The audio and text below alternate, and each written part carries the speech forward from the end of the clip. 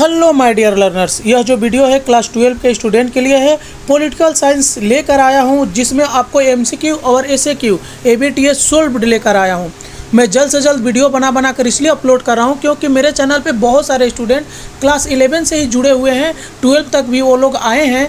और बहुत दिन से मैं 2.5 महीने से सिर्फ 11 का वीडियो बना रहा था, लेकिन अब तो 11 का एग्ज़ाम मैंने सामने आ गया। अब मैं लगातार 12 का वीडियो बनाऊँगा, एबीटीएस सोल्व करूँगा। इसके पहले मैं जो लॉन्ग क्वेश्चन है, जैसे पॉलिटिकल का, हिस्ट्री का, हिंदी का, इकोनॉमिक्स का, जियोग्राफी का, सब दे चुका हूं। यदि आप वो नहीं देखे तो हमारे चैनल के प्लेलिस्ट में जाकर देख सकते हैं, जिनका नाम लिखा हुआ है WB क्लास 12। मान लीजिए पॉलिटिकल साइंस है तो पॉलिटिकल साइंस सजेशन 2025, ठीक है। तो इसमें मैं सेट 3 लेकर आया हूँ एबीटीएस सोल्व्ड का। पूरे 10 सेट में मैंने 10 पेपर में करा दूंगा आपका एबीटीए का जल्द से जल्द। आपको करना क्या है कि सबसे पहले वीडियो को लाइक करना है, कमेंट करके बताना है कि आप किस डिस्ट्रिक्ट से मेरे वीडियो को देख रहे हैं। यदि आप पीडीएफ चाहते हैं, हिस्ट्री और पॉलिटिकल का पूरा पीडीएफ कंप्लीटेड है, तो आपको इस वीडियो के डिस्क्रिप्शन में मेरा व्हाट्सअप नंबर दिया गया है। कुछ टर्म्स एंड कंडीशन पर आपको पीडीएफ जरूर प्रोवाइड किया जाएगा। तो चलिए हम लोग फटाफट एबीटीए जो सोल्व मैंने किया हूँ इसको देख लेते हैं कि क्या क्या इसमें क्वेश्चन आ रहे हैं। मैं देखा हूँ पिछले 7 ईयर से क्लास 12 के स्टूडेंट को पढ़ाकर कि डायरेक्ट एबीटीए से क्वेश्चन पूछे जाते हैं। आपका सेंटअप का एग्ज़ाम भी सामने है, नवंबर के लास्ट वीक में या दिसंबर के फर्स्ट वीक में आपका सेंटअप का एग्ज़ाम जरूर होगा। उसके पहले मैं चाहता हूँ कि लगभग सब्जेक्ट का मैं आपको एबीटीए सोल्व करा दूँ, जैसे history, political, education, economics, geography, Hindi, English, ये सब का मैं करा दूँ। चलिए हमारा जो पहला क्वेश्चन क्या है। हाँ, और एक बात बता दूं कि इसमें क्या होगा ना कि मैं जो लगातार एबीटीएस सोल्व कर रहा हूं तो बहुत सारा क्वेश्चन जो है रिपीट भी हो रहा है। तो आप ये नहीं बोलोगे कि आप बार बार एक ही क्वेश्चन को दे देते हैं। या आप प्लीज़ कमेंट मत करना, जो रिपीट हो रहा है आप उसे छोड़ दीजिएगा, ठीक है, क्योंकि इतना टाइम नहीं है मेरे पास उसको अलग करने के लिए। जल्द से जल्द बनाकर अपलोड कर रहा हूँ। देखिए, ठंडी लड़ाई शब्द पहली बार प्रयोग किसने किया था। देखिए, ये मैं 3 जो पेपर डाला, सेट 1, सेट 2 और सेट 3, ये तीनों में आया हुआ है ये क्वेश्चन। तो मोस्ट इम्पॉर्टेंट भी हमको लग रहा है। तो बर्नार्ड बारूच ने बांडुंग सम्मेलन आयोजित हुआ था तो 1955 में। तेहरान सम्मेलन आयोजित हुआ था तो 2007 में। सार्क का पहला शिखर सम्मेलन आयोजित हुआ था तो ये हुआ था ढाका में। विदेश नीति की एक रणनीति है तो कूटनीति की। गुट निरपेक्ष आंदोलन का एक अनिवार्य सिद्धांत है तो हस्तक्षेप न करना। सुरक्षा परिषद के कुल सदस्य की संख्या 15 है। संयुक्त राष्ट्र का अर्ध विधायी सभा है तो महासभा। यूएनओ की मानवाधिकार घोषणा की गई थी तो ये वाला हुआ था 10 दिसंबर 1948 को। संयुक्त राष्ट्र महासचिव का कार्यालय है कार्यकाल है तो 5 वर्षों के लिए। दूसरा सदन स्वतंत्रता की अनिवार्य सुरक्षा है कहा था तो अरस्तू ने कहा था। अमेरिका के उच्च सदन का नाम है तो सीनेट। यदि उच्च सदन निम्न सदन से सहमत हो तो वह अनावश्यक है और यदि सहमत हो तो वह हानिकारक है कहा था तो ये लेस्की ने कहा था। विधायिका की जननी कहा जाता है तो ये कहा जाता है ब्रिटिश संसद को। द्विसदनीय विधायिका वाले एक देश का नाम है तो अमेरिका है। नौकरशाही का मुख्य कार्य है तो सरकारी नीतियों का कार्यान्वयन, यानी आगे देख लीजिए। केंद्रीय मंत्रिमंडल उत्तरदायी होता है तो लोकसभा के प्रति।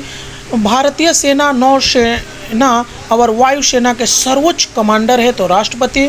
भारतीय लोकसभा में अधिकतम निर्वाचित सदस्यों की संख्या है तो 552। राज्यसभा के सदस्यों का कार्यकाल सामान्य रूप से है तो 6 वर्षों के लिए। पंचायत समिति है पंचायत राज्य प्रणाली का स्तर तो ये हो जाएगा द्वितीय। जिला परिषद के प्रशासनिक प्रमुख है तो सभापति होते हैं। नगर पालिका के निर्वाचित प्रतिनिधियों को कहा जाता है तो इनको बोला जाता है पार्षद।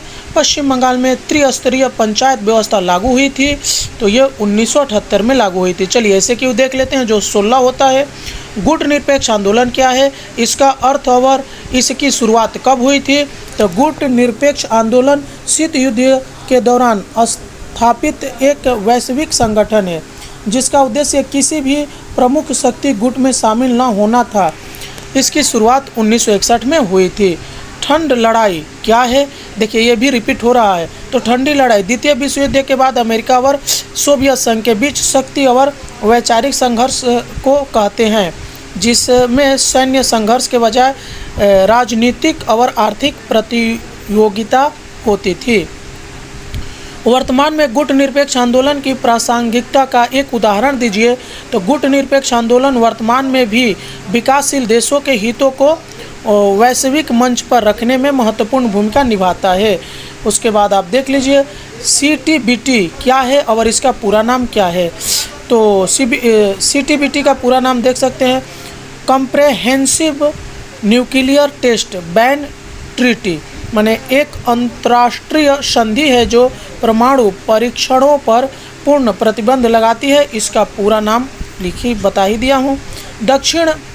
दक्षिण सहयोग क्या है? तो यह विकासशील देशों के बीच व्यापार, प्रौद्योगिकी और ज्ञान का आदान प्रदान है, जिसका उद्देश्य सामूहिक रूप से विकास और प्रगति को बढ़ावा देना है। उसके बाद देख लीजिए साफ्टा का क्या अर्थ है। तो जो साफ्टा है दक्षिण एशियाई मुक्त व्यापार क्षेत्र यानी south Asian free trade area की संधि है, जिसका उद्देश्य सदस्य देशों के बीच व्यापार में सुधार करना होता है। सार्क का एक उद्देश्य क्या है? तो सार्क का एक प्रमुख उद्देश्य दक्षिण एशियाई देशों के बीच आर्थिक और सामाजिक सहयोग को बढ़ावा देना है। संयुक्त राष्ट्र की स्थापना कब हुई थी?